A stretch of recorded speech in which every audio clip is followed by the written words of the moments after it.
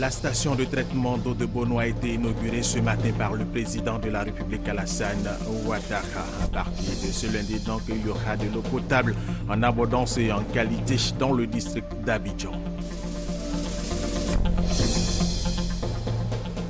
Le chef d'état-major de la marine ghanéenne était en visite d'amitié ici en Côte d'Ivoire. Il a pris part au séminaire sur la coopération militaire maritime entre les deux pays.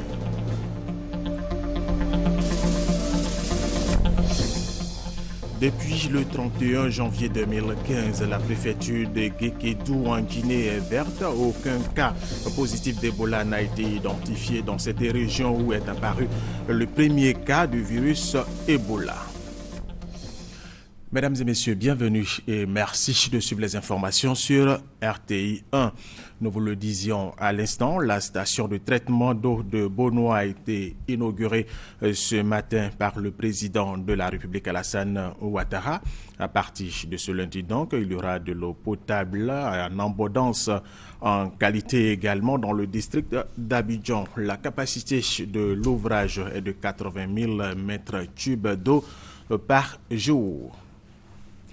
L'ouvrage a donc été inauguré par le président de la République Alassane Ouattara. Pour lui, cette station de traitement d'eau de Bono va améliorer les conditions de vie des populations. Nous écoutons le chef de l'État. Cette cérémonie qui intervient 2 ans après le coup d'envoi des travaux et 2 mois seulement après l'inauguration de la station de traitement d'eau de Yopougon-Yangon montre combien nos efforts et notre mobilisation autour de la question de l'accès à l'eau potable ont porté leurs fruits. Elle témoigne aussi et surtout de notre volonté de redresser la Côte d'Ivoire et d'améliorer le cadre de vie de chaque Ivoirien. Comme vous le savez, le secteur de l'eau potable a été sinistré au cours de la décennie de crise sociopolitique que notre pays a traversée.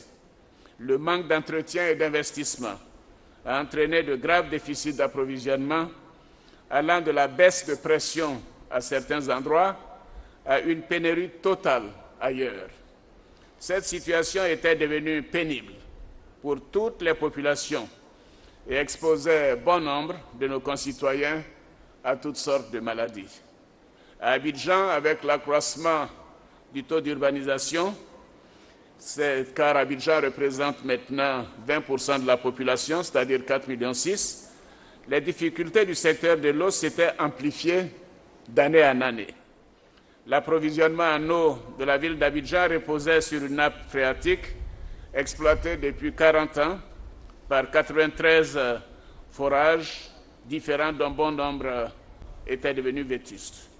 Avec évidemment la ville d'Abidjan, comme je le disais, de 4,6 millions, qui connaissait un déficit de plus de 200 000 mètres cubes en moyenne chaque jour. Ce déficit touchait tous les quartiers, sans exception, avec un accent particulier pour Yopougon, Abobo et Koumassi. C'est pour cette raison que le premier PPU a ciblé en priorité la situation préoccupante de la ville d'Abidjan et qu'un programme en 3 étapes a été mis en œuvre. La première étape, une étape d'urgence qui s'est concentrée sur les années 2011-2012, a été dotée d'un financement de 10 milliards de francs CFA, et ce qui a permis d'obtenir une production additionnelle de 40 000 mètres cubes à fin décembre 2012 déjà. Cela a permis de réduire le déficit d'à peu près 20%.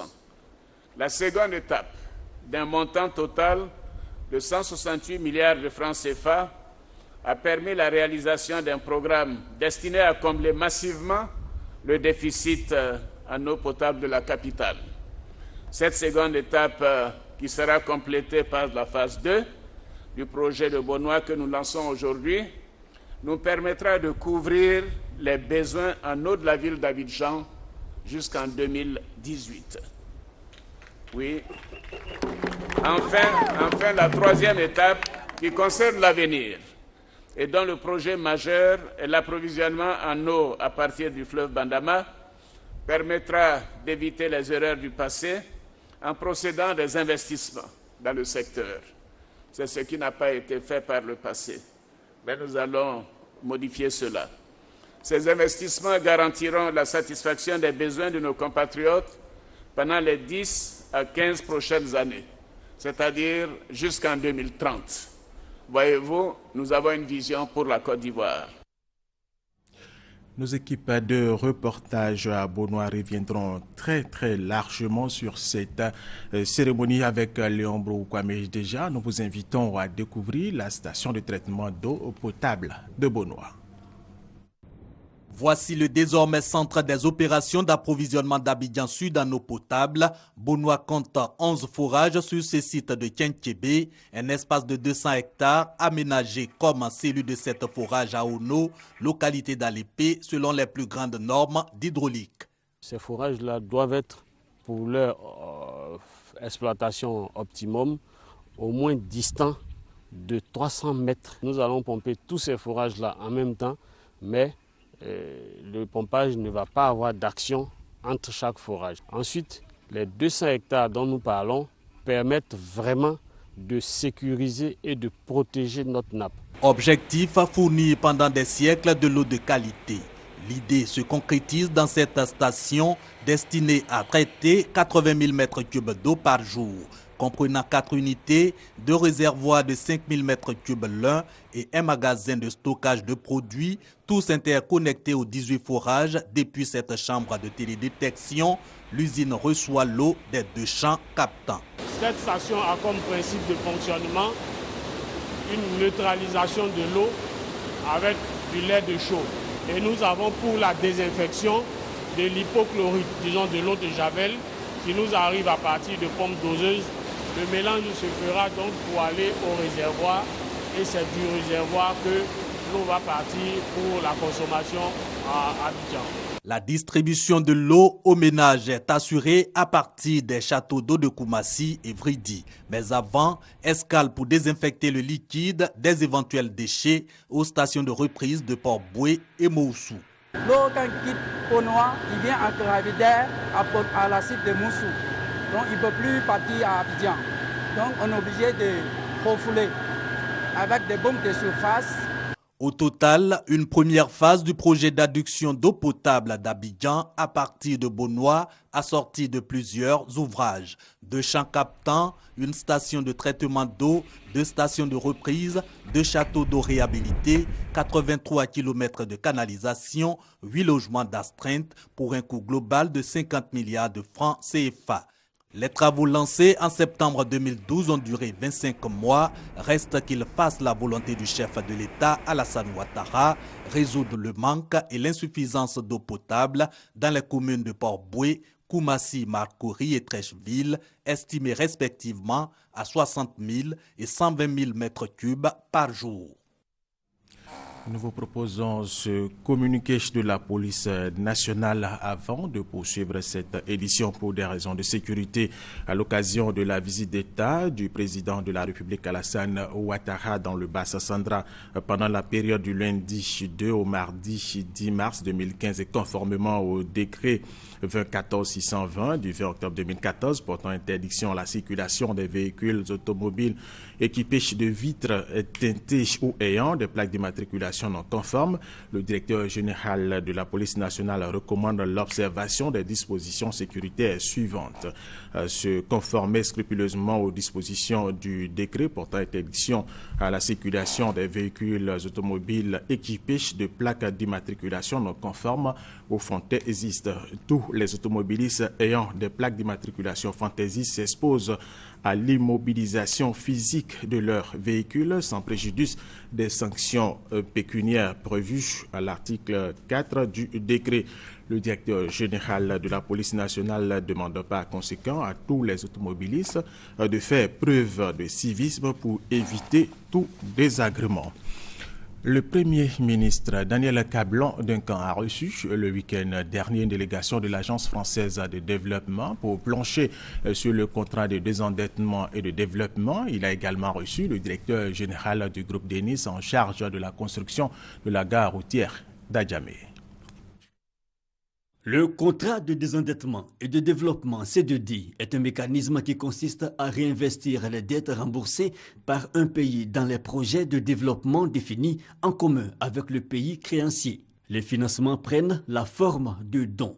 2 mois donc après la signature de la deuxième tranche d'un contrat C2D, autorités françaises et ivoiriennes établissent le bilan à mi-parcours. Selon le directeur de l'Agence française de développement AFD, Jean-Marc Gravellini, celui-ci est jugé satisfaisant pour les 2 parties.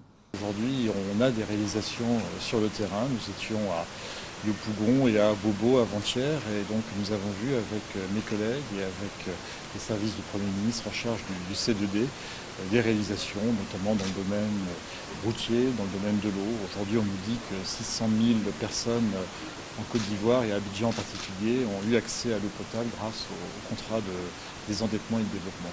Seconde audience, le Premier ministre reçoit le président directeur général du groupe Denis. Au menu des échanges, les travaux de construction de la nouvelle gare routière d'Adjami, dont les travaux sont en phase de concrétisation. Nous félicitons du fait que les travaux de mise à disponibilité du site réservé dédié à ce projet soient extrêmement avancés. Nous avons reçu l'engagement que le terrain serait mis à notre disposition dans les jours qui viennent, assez rapidement, ce qui permettra donc de démarrer également très rapidement les travaux. Selon le ministre du Transport, le site de construction sera disponible dès le 19 mars 2015. Un reportage de Franck Kouadio. Autre chose à présent, le port autonome d'Abidjan, la SOTRA, la CIDT, la BENI bénéficient de nouvelles conventions de financement avec la banque panafricaine Afreximbank. La signature de convention a eu lieu au Caire, en Égypte, montant 235 milliards de francs CFA. Lydia Rassouba. 235 milliards de francs CFA pour des entreprises ivoiriennes en pleine renaissance à l'image du pays. Le port autonome d'Abidjan s'en sort avec 164 milliards. La société des transports abidjanais Sotra, 32 milliards et demi. La compagnie ivoirienne pour le développement des textiles, la CIDT, 19 milliards. Et la Banque nationale d'investissement BNI est appuyée à hauteur de 20 milliards de francs CFA. Des financements octroyés par la Banque africaine d'import-export, Afreximbank. Les conventions portant sur ces appuis financiers ont été signées il y a quelques jours au siège de la Banque au Caire. Pour les 4 institutions ivoiriennes, ces fonds constituent soit un crédit relais, soit un investissement pour des projets d'envergure. Il s'agit de remercier en réalité l'aîné, notre grand frère Ekra, pour l'appui qu'il a apporté à cette structure d'État en des moments difficiles où les bailleurs de fonds n'étaient pas légion à vouloir nous accompagner. 50 millions d'euros de facilités d'Afreximbank va permettre de renforcer les capacités de travail de la SOTRA, notamment l'acquisition d'autobus et le renforcement de notre capacité en matière d'infrastructure et de maintenance. C'est à peu près pour 148 milliards que Afreximbank a débloqué en faveur de ces entreprises via directement ou indirectement la BNI. Les 15 millions affectés à la commercialisation, nous allons pouvoir payer les paysans qui nous fournissent le coton graine depuis le début de la campagne jusqu'à la fin, aux bonnes dates. Toutes ces personnalités ont rendu un grand hommage à Jean-Louis Ekra, l'Ivoirien, président d'Afreximbank, est en fin de mandat. Les facilités que nous avons signées ce matin font partie d'une enveloppe qu'on appelle Programme Pays, qui s'élève à peu près 500 millions de dollars. Mais au-delà de ces 500 millions de dollars, ce qu'il faut voir, c'est que pour chaque dollar investi par la banque, nous avons la capacité de générer 4 autres dollars. La délégation ivoirienne a salué l'engagement de cet homme pour le souffle qu'il apporte à l'économie ivoirienne et même au-delà, à l'économie africaine. Du 3 au 12 avril prochain aura lieu la 3e édition du Salon international de l'agriculture et des ressources animales d'Abidjan. Pour ce retour, après 16 ans de suspension, un nouveau site est en train d'être aménagé. Les travaux vont montrer. Jean-Jacques Ouamiala. En attendant d'accueillir le futur parc des expositions d'Abidjan, ce site aura pour premier locataire le 3e Salon international de la culture et des ressources animales d'Abidjan-Sahara. Il mesure 8 hectares et est situé en face du 43e BIMA lorsqu'on emprunte l'artère principale qui mène à l'aéroport international Félix Houphouët-Boigny d'Abidjan. En prélude au Sahara 2015, d'intenses travaux d'aménagement de ce site sont en cours depuis quelques semaines. Et le ministre de la Culture, Mamadou Sangafoua Coulibaly, est allé s'enquérir de l'état d'avancement à un mois de l'événement. Le Premier ministre a présidé une réunion du comité de pilotage et nous a instruit de nous rendre sur le site ce matin pour nous assurer que les délais seront tenus.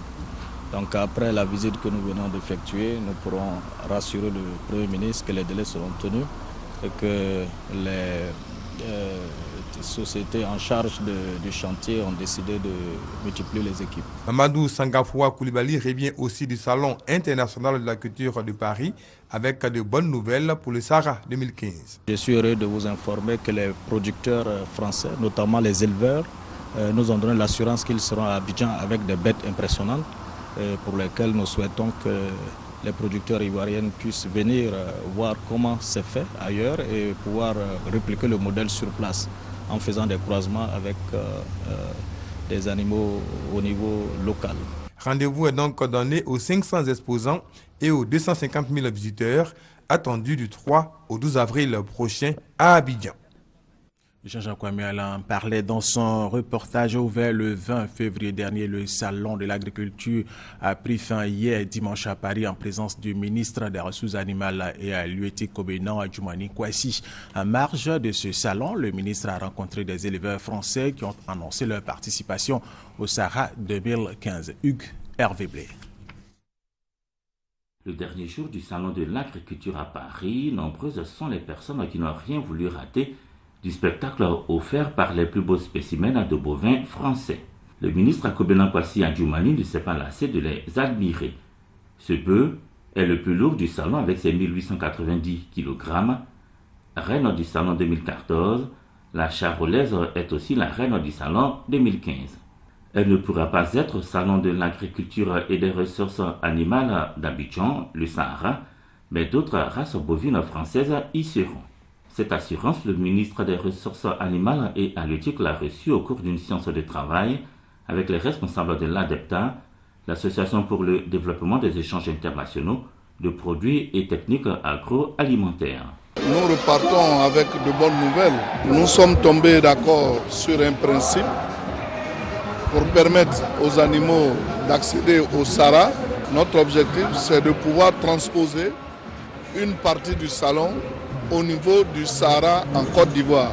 On sera au Sahara, non seulement pour voir la Côte d'Ivoire, mais pour également discuter avec les éleveurs de Côte d'Ivoire comment développer une race à viande en race pure et comment développer une race à viande en croisement sur les races locales, sur la Ndama et sur les autres races locales. Fin du salon de l'agriculture à Paris, rendez-vous au salon de l'agriculture et des ressources animales Sahara d'Abidjan pour cette fois-ci découvrir dans leur ensemble les potentialités de l'agriculture et des ressources animales de Côte d'Ivoire.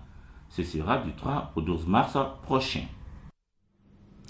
Et revenons en Côte d'Ivoire avec les activités du ministre de l'Enseignement supérieur et de la Recherche scientifique. Il s'est rendu vendredi dernier à l'Université internationale de Grand Bassam. Cette visite s'inscrit dans son programme de visite des universités publiques et privées. Vénance Emmanuel.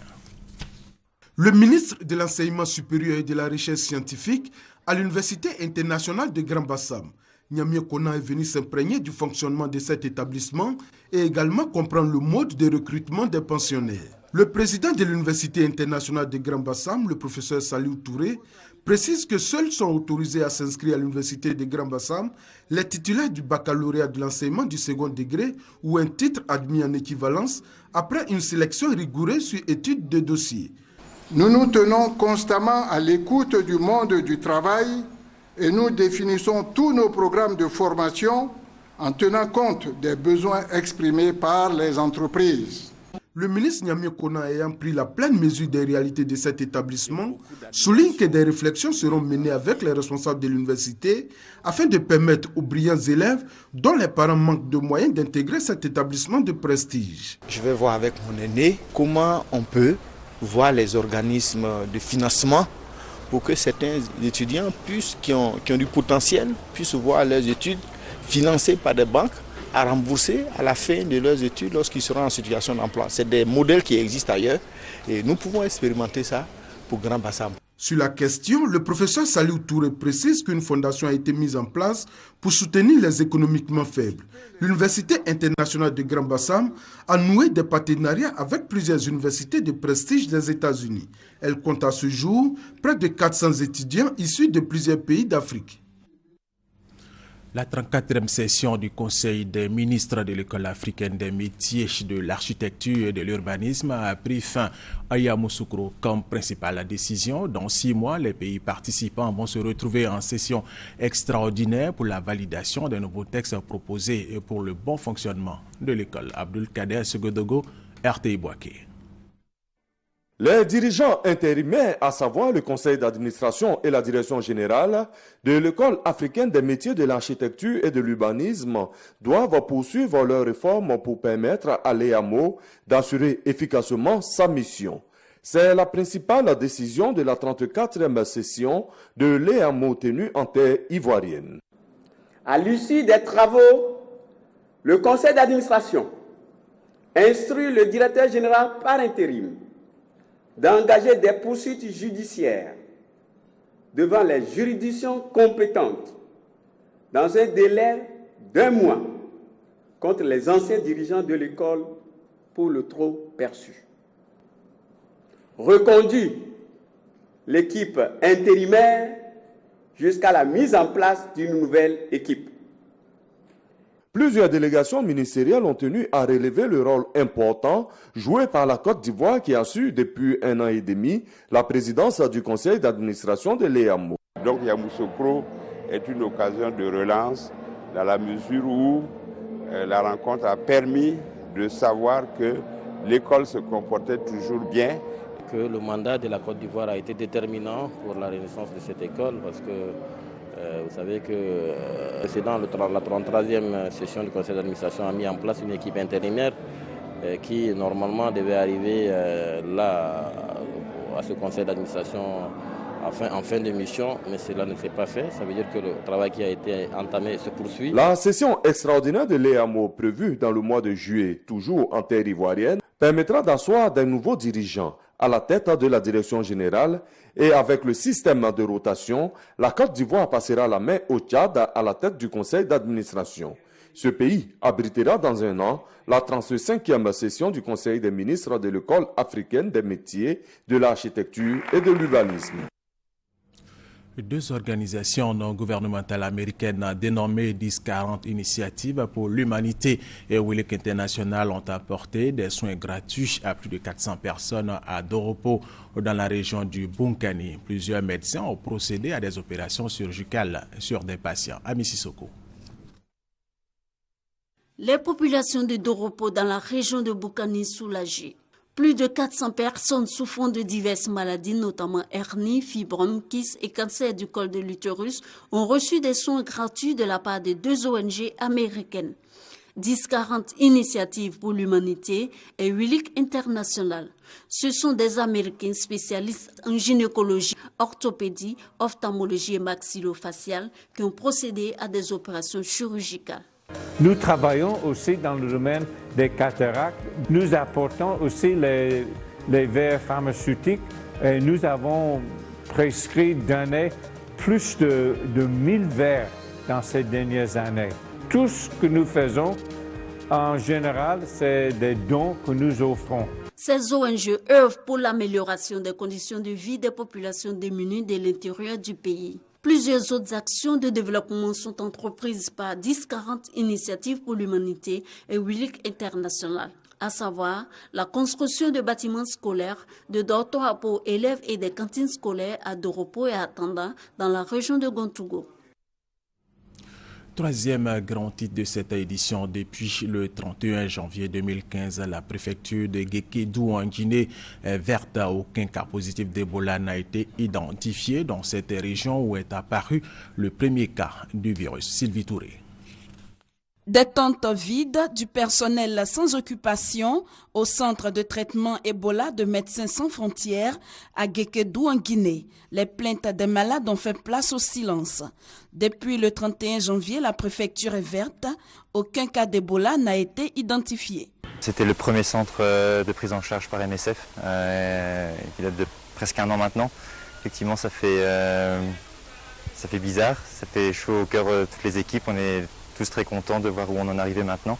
L'ONG reste toutefois très prudente. Ailleurs en Guinée, Ebola tue toujours. Le temps libéré par la baisse du nombre de patients doit être mis à profit pour retracer les chaînes de contamination et poursuivre une sensibilisation devenue le nerf de la guerre. Les agents de Médecins sans frontières ciblent désormais les praticiens traditionnels en leur projetant un film de sensibilisation. Les guérisseurs ont été durement touchés par le virus, mais acceptent maintenant de s'en remettre à la médecine moderne. Les patients fuyaient l'hôpital et venaient vers les tradipraticiens. Nous, en tant que praticiens, n'ayant pas toute la force nécessaire pour lutter contre cette maladie, nous les envoyons vers les centres hospitaliers qui peuvent les prendre en charge. Avec la multiplication des acteurs et des moyens, la lutte contre Ebola est de plus en plus efficace. Mais parfois, elle est freinée par les violences contre les équipes de santé, alimentées par les rumeurs. En février, plusieurs installations de la Croix-Rouge et de Médecins sans frontières ont été saccagées. 14 personnes ont récemment été condamnées à 1 an de prison ferme pour s'être opposées avec violence contre une équipe mixte de sensibilisation. Nous vous le disions également dans nos titres, le chef d'état-major de la marine ghanéenne était en visite d'amitié ici en Côte d'Ivoire. Il a pris part au séminaire sur la coopération militaire maritime entre les deux pays. Hamza Diaby. Visite à la Marine nationale, séminaire sur la coopération militaire maritime, rencontre avec le général de corps d'armée Soumaïla Bakayoko, présentation au Premier ministre Daniel Kablan-Duncan des résolutions et plateformes de coopération militaire maritime entre le Ghana et la Côte d'Ivoire. Voilà, entre autres, ce qui a meublé le séjour en Côte d'Ivoire de l'amiral Geoffrey Biekro, chef d'état-major de la Marine nationale ghanéenne. Nous avons décidé qu'il n'appartiendra pas à d'autres personnes de venir nous mettre ensemble, particulièrement nous deux qui sommes les commandants de la marine de chaque pays et qui avons des problèmes au niveau de la mer, sous la forme de la piraterie, des trafiquants de drogue, des voleurs de poissons. Nous avons pris donc la décision de venir, de mettre nos forces ensemble pour être efficaces au niveau de la mer, pour rendre notre mer sécurisé, que seulement que le commerce légal puisse s'accomplir. En marge de la visite, le personnel militaire des deux marines nationales se sont affrontés au cours d'un match de football. L'amiral Geoffrey M. Biekro et ses deux commandants de bateau ont ensuite été décorés par Paul Kofi Kofi, le ministre chargé de la Défense. Puis, le séjour de l'hôte s'est achevé par une manœuvre militaire entre le patrouilleur ivoirien L'Émergence et 2 navires militaires du Ghana Navy Ship. Les élus locaux de l'espace UEMOA viennent d'élaborer un livre blanc sur la décentralisation financière et cela pour une meilleure prise en compte de leurs préoccupations. On en parle avec Kwasi Mamadou. Avec 7 et 8%, le Sénégal et la Côte d'Ivoire enregistrent les meilleurs taux en matière de décentralisation de l'espace UEMOA. Des taux jugés faibles au regard des pays de l'Afrique de l'Est et ceux de l'Afrique australe. Pour rattraper ce retard, les élus locaux ont élaboré un livre blanc sur la décentralisation financière afin de trouver une solution au financement de leurs projets. Si nous voulons véritablement une intégration des peuples, que tous les peuples soient régis par la même organisation, et c'est pour ça que nous avons souhaité regarder les meilleures pratiques d'un État, si ces pratiques-là peuvent être exportées. Après des mois d'études, les résultats donnent ce qui suit. En termes de dépenses, les collectivités pèsent pour 2,5% des dépenses nationales et en termes de recettes, pour 4,1%. Donc c'est dire que le reste, près de 95% qui restent, sont des sommes exécutées par l'État en termes de finances publiques. Et il y a une grande catégorie de pays qui sont entre 3 et 4%, et il y a bien évidemment des pays qui sont dans une marge inférieure à 1%, notamment le Niger, le Togo et la Guinée-Bissau. Face à ce constat, des propositions sont faites pour une bonne décentralisation en Afrique occidentale. Que les États comprennent que pour leur propre survie, et il y a la nécessité pour eux de mettre un peu plus de moyens à la disposition des collectivités. Les collectivités également doivent faire beaucoup d'efforts pour mobiliser des ressources propres et également faire beaucoup d'efforts en termes de transparence et de redevabilité dans la gestion des ressources qui seront mises à leur disposition.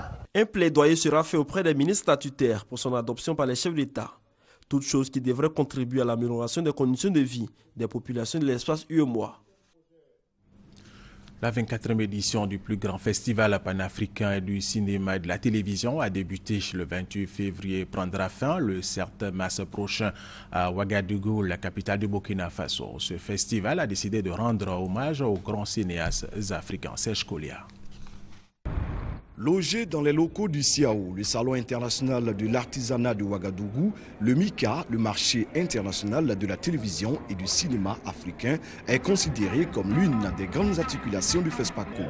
Il a été ouvert par le ministre burkinabé de l'Industrie, de l'Artisanat et du Commerce, accompagné du ministre ivoirien de la Culture et de la Francophonie, ainsi que de la ministre de la Communication de Côte d'Ivoire. Nous sommes là pour démontrer que nous allons bientôt passer au numérique et que la Côte d'Ivoire se devait donc de démontrer que nous sommes à pied d'œuvre pour que le 17 juin 2015, le basculement au numérique se fasse. Et nous sommes prêts pour cela. Et donc nous sommes prêts pour que le cinéma rejoigne sa sœur, donc l'audiovisuel, pour qu'ensemble nous puissions cheminer vers donc le numérique qui est bientôt, je dirais, la perspective donc de tous les pays et particulièrement de la Côte d'Ivoire. Notre présence avec Madame la ministre de la Communication montre l'engagement du gouvernement du président Alassane Ouattara de faire du cinéma un vrai pilier de notre émergence. Le cinéma en tant qu'industrie, le cinéma en tant que créateur d'emplois et de richesses, et le combat de ces aînés qui s'est traduit aujourd'hui par la création d'un office qui est dirigé par M. Fadiga Kramo et d'un fonds qui nous permet d'être ici présents avec 4 productions, dont 4 en sélection officielle, est bien la preuve que la Côte d'Ivoire a pris l'engagement ferme de faire du cinéma un des maillons essentiels de notre développement. Véritablement que la coopération culturelle artistique et particulièrement dans le domaine du cinéma puisse aller en s'agrandissant et que très bientôt, que ce soit au Massa, que ce soit à d'autres occasions, le Burkina Faso sera toujours à vos côtés, aux côtés de la Côte d'Ivoire, un pays frère. Le MICA est composé d'une 50aine de stands promotionnels représentant les pays participants. La Côte d'Ivoire y tient plusieurs stands. Nous revenons sur cette information. La station de traitement d'eau de Bono a été inaugurée ce matin par le président de la République Alassane Ouattara. Pour le chef de l'État, cette station de traitement d'eau de Bono va améliorer les conditions de vie des populations. Et c'est la fin de cette édition. Merci de l'avoir suivi. Restez avec nous sur RTI 1.